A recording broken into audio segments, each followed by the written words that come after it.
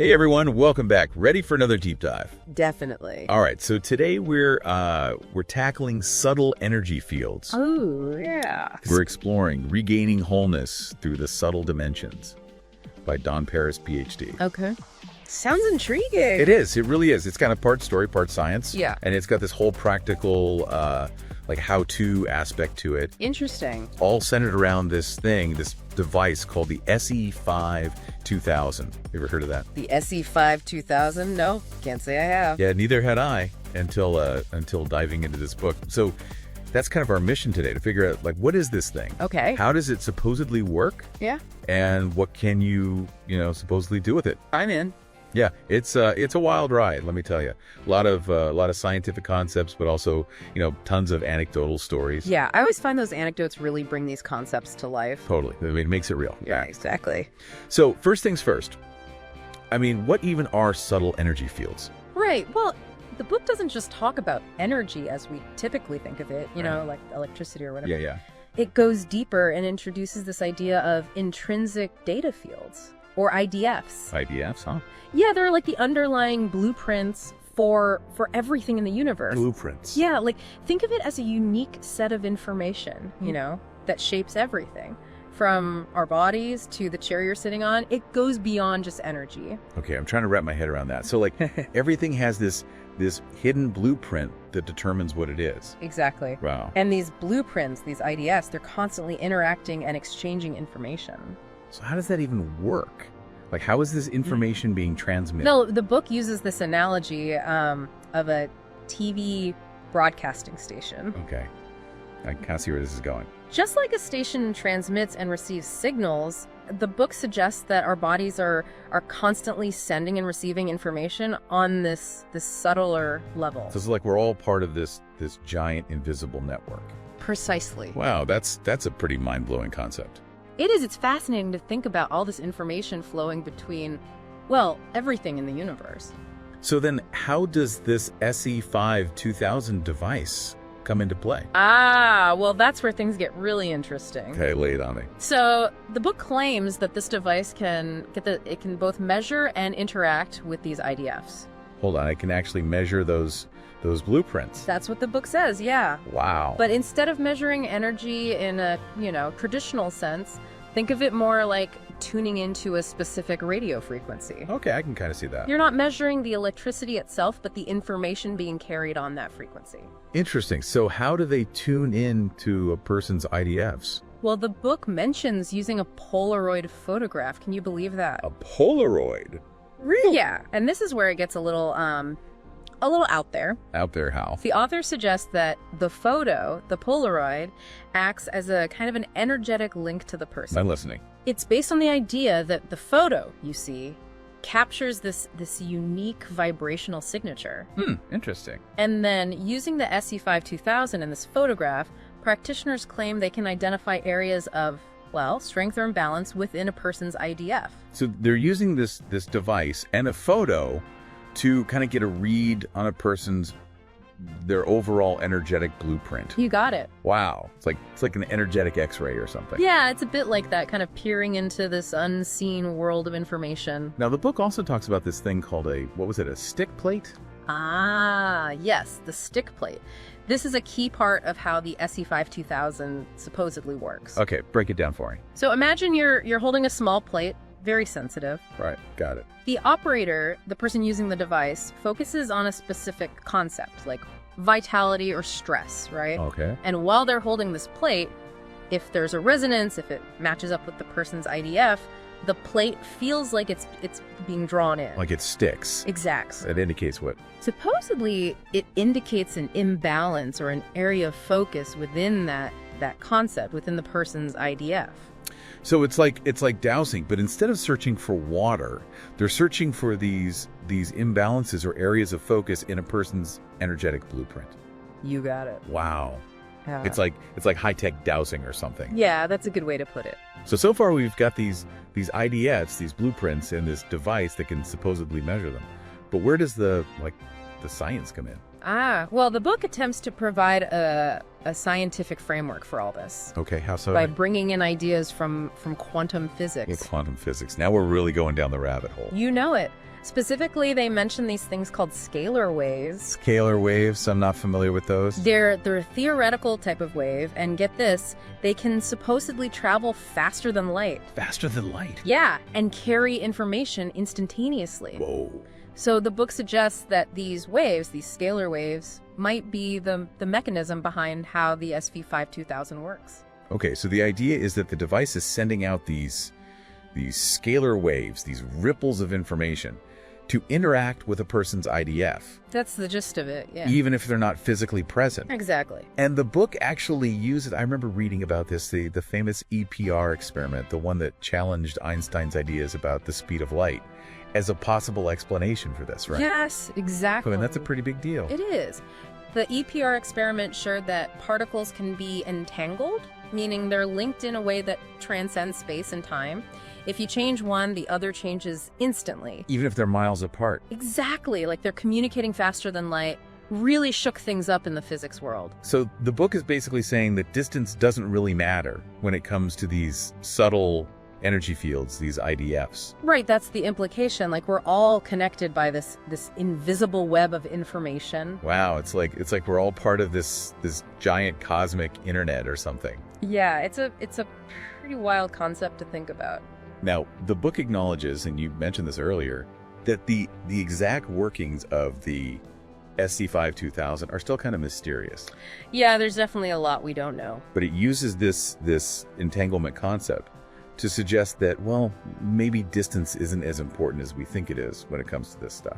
And the author makes the point that just because we don't fully understand something, like, electricity, Yeah, good point. it doesn't mean it doesn't exist or can't be utilized. So they're saying that we might not know exactly how the SE-5 2000 works, but it provides evidence that these IDFs are real and can be accessed. That's their argument, yeah. Okay, so we've got this device that can supposedly tap into these informational blueprints, but what can you actually do with it? I mean, the book seems to suggest it can be used for all sorts of things, right? Oh yeah, a whole range of applications, from health and wellness to environmental issues, even business success, you name it. We're going to get into those specifics in a bit, but first, it seems like this SE-5 2000 and the whole concept of IDFs are really pushing the boundaries of what we currently understand about the universe. It's definitely challenging us to consider that there might be more to reality than meets the eye.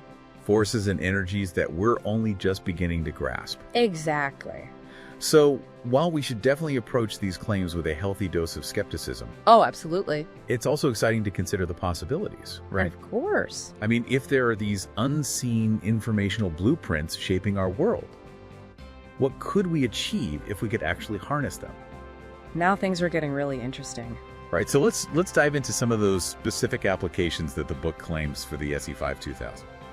Starting with, One of the most intriguing claims is this idea that you can imprint the informational blueprint of something like a vitamin into water. wait, so you're saying you can make vitamin water, Yeah, but not by actually adding vitamins? that's what the book proposes. Uh-huh. Yeah, it suggests using the SE-5 2000 to transfer the IDF of a vitamin, right, into just a plain glass of water. So basically creating an energetic copy of the vitamin. Exactly. Uh-huh. They even have this story about a group of friends. They used the device to try and put the caffeine back into decaf coffee. No way. Come on, really? That's what they claim. That's pretty wild. I mean, the idea of energetic copies is fascinating. The book also talks about clearing negativity from objects, like kind of energetic cleansing. How does that supposedly work? Well, the claim is that objects can absorb negative energies, Okay. and that the SE-5 2000 can be used to clear those imprints. Interesting. They describe using it on stones or jewelry. Some people even reported a visible difference in the object's appearance afterwards. So a dull stone suddenly becomes sparkly after being treated with the SE-5 2000. Something like that, yeah. Pretty dramatic stuff. Definitely. Now, Regaining Wholeness spends a decent amount of time exploring, the history of this kind of subtle energy research. Oh, yeah, it goes way back. And it mentions people like Dr. Albert Abrams. He developed this whole system called ERA, Electronic Reactions of Abrams. What can you tell us about him? Abrams. Oh, he was a fascinating figure. Back in the early 20th century, he was way ahead of his time. How so? Well, he believed that diseases were associated with specific vibrations in the body. Okay. And that these vibrations could be measured and corrected, get this, using his instrument. So he was basically trying to, like, tune into the body's vibrations, much like how the SE-5 2000 supposedly tunes into IDFs. Exactly. It was a totally different approach to health and healing than what was, the mainstream back then. It's amazing how these ideas keep popping up throughout history. Right. The book also talks about Ruth Drown and George de la Warr, who kind of built on Abrams' work. Oh, yeah. They were big names in the field. Each developed their own unique instruments and theories about, subtle energies and all that. So where do they differ from Abrams? Well, Drown, she believed that these energies were connected to a person's life force. Okay. While de la Warr, he developed this huge catalog of specific frequencies. What for? He believed they could communicate with different parts of the body. Wow. Yeah, it's pretty wild stuff. I like the SE-5 2000 is, in a way, kind of building on the work of all these earlier pioneers, right? Yeah. Combining their ideas with more modern technology. I think that's a fair assessment, yeah. But how does the book actually support its claims about the SE-5 2000's, supposed wide range of applications? Well, it relies heavily on those anecdotal accounts. Stories from people who claim to have used the device and experienced all sorts of benefits. Like what? Oh, improved health, emotional well-being, even success in business, finding love. The book also delves into some pretty intriguing experiments that explore the idea of thoughts influencing matter. Oh yeah, those were fascinating. Like they mention these experiments where they expose water to different intentions. Intentions. Yeah, like love or gratitude, and then they froze the water. Okay. And the resulting ice crystals, they formed different patterns depending on the intention that was directed toward the water. That's incredible. So you're saying our thoughts might have a tangible impact on the physical world. Yeah, that's what these experiments suggest. Wow. They also talk about experiments with random number generators, showing that human intention could actually influence the output of these machines. So if our thoughts can affect things like water or random numbers, it makes you wonder, right, what other possibilities might exist for influencing reality with our minds? It's a pretty mind-blowing concept for sure. Yeah. And the book uses these experiments to support the idea that the SE-5 2000 might be able to amplify our intentions. Make them more potent in shaping our reality. Exactly. So it's not just about measuring and manipulating these IDFs, but also about harnessing the powers of our own thoughts and intentions. Right. It's about that connection between mind and matter. They even talk about programming business cards with specific intentions to attract customers using the SE-5 2000. It's like an energetic marketing campaign. I love that. And they discuss using the device to clear negative energies from houses, claiming that this can create a more harmonious environment for the people living there. Like an energetic spring cleaning for your home. Exactly. They even claim the SE-5 2000 can be used for environmental applications, like boosting crop growth or reducing pollution. There's even a story about using it to improve a car's fuel efficiency. Really? I don't remember that one. Yeah, it's in there. It does spark the imagination, doesn't it? Oh, absolutely. What if we could actually harness subtle energy fields for all these, practical benefits? It's a tantalizing thought. Now, the book seems to acknowledge that the SE-5 2000 isn't like a magic bullet or a cure-all. No, definitely not. It emphasizes that it's a tool that can potentially support our natural healing abilities and help us align with our intentions. Absolutely. The book stresses the importance of personal responsibility and conscious choices, for creating a healthy and fulfilling life. So the SE-5 2000 is more like a helper along the way. Yeah, a potential aid in the process, Yeah. not a replacement for, taking care of ourselves physically, emotionally, mentally. So where does all this leave us? I mean, is the SE-5 2000 this revolutionary technology that can unlock the secrets of subtle energy fields? We should also keep an open mind. Right. Just because something isn't fully explained by science doesn't mean it's impossible. Right. I mean, the history of science is full of examples of things that were once considered impossible, like electricity, Yeah, or radio waves. or even the idea that the Earth revolves around the sun. All of those things were met with a ton of skepticism initially. Oh, yeah. People thought those ideas were crazy. And yet, they eventually became accepted scientific facts. Exactly. So, while we should definitely be critical of extraordinary claims, we should also be open to the possibility that there's more to the universe than we currently know. For sure. The SE-5 2000, whether or not its claims are ultimately validated, it serves as a reminder that there are still mysteries out there to be explored, and that the boundaries of human knowledge are constantly expanding. That's a good point. The book also touches upon some pretty interesting questions about, the potential implications of a device like the SE-5 2000. Oh yeah, it gets philosophical. I mean, if it can really interact with these subtle levels of reality, what does that mean for our understanding of ourselves and the world around us? Right. That's where things get really intriguing. If we could actually tap into these informational blueprints, these IDFs, what could we achieve? The book seems to suggest that the potential applications are vast and largely unexplored. It's like we've been given this new set of tools, but we're only just starting to figure out how to use them. One of the things that really caught my attention was the idea that the SE-5 2000 can be used to enhance creativity and problem solving. Oh yeah, that's a fascinating concept. The book talks about how it can help us access higher levels of consciousness and tap into our intuition. It's like the SE-5 2000 acts as a bridge or something. A bridge. Yeah, between our conscious minds and this deeper well of, creativity and insight that I think we all have. The book even mentions this musician. He used the device to imprint the feeling of a particular song into his guitar. Wait, imprint the feeling. That's what it says. It claims that when he played the guitar after doing this, people in the audience could actually feel the emotions that he had, like encoded into the instrument. Wow.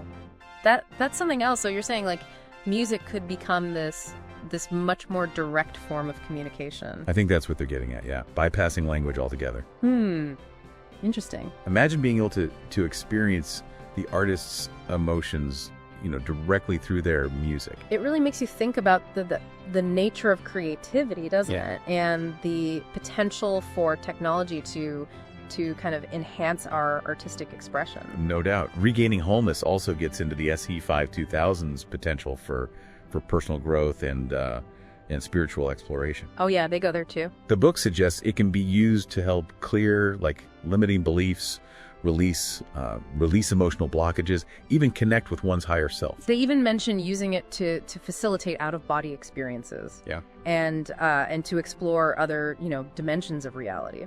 It's like they're presenting the SE-5 2000 as this tool for expanding consciousness, for exploring these uncharted territories of the human mind. But they do, they point to this potential for using technology to kind of delve deeper into the mysteries of consciousness and human potential. It's almost like we're venturing into this realm where science and spirituality start to intersect, exploring concepts that go beyond our current scientific understanding. But they hold these really profound implications for how we understand ourselves and the universe. Exactly. So I guess after this whole deep dive into subtle energy fields and the SE-5 2000, what's the main takeaway here? Well, I think maybe the most important takeaway is just recognizing that there's still so much we don't know about the nature of reality. I mean, there might be forces at work, energies and informational fields that we're only just beginning to glimpse. The SE-5 2000, it really makes you think, doesn't it? Oh yeah, for sure. It challenges us to question our assumptions, explore new frontiers. To entertain the possibility that the universe is far more wondrous and interconnected than we ever imagined. It's a call to, embrace that curiosity, to keep an open mind. And to remember that the journey of discovery is just as important as the destination. Exactly. And maybe as we continue to explore these realms of subtle energy and consciousness, we'll uncover not only new technologies, but a deeper understanding of ourselves. Yes. And our place in this grand tapestry of the cosmos. Who knows what amazing discoveries and possibilities are out there waiting for us. It's pretty exciting to think about. So, as always, everyone, keep exploring, keep questioning, and keep that spark of wonder alive. Thanks for joining us on this deep dive. Until next time.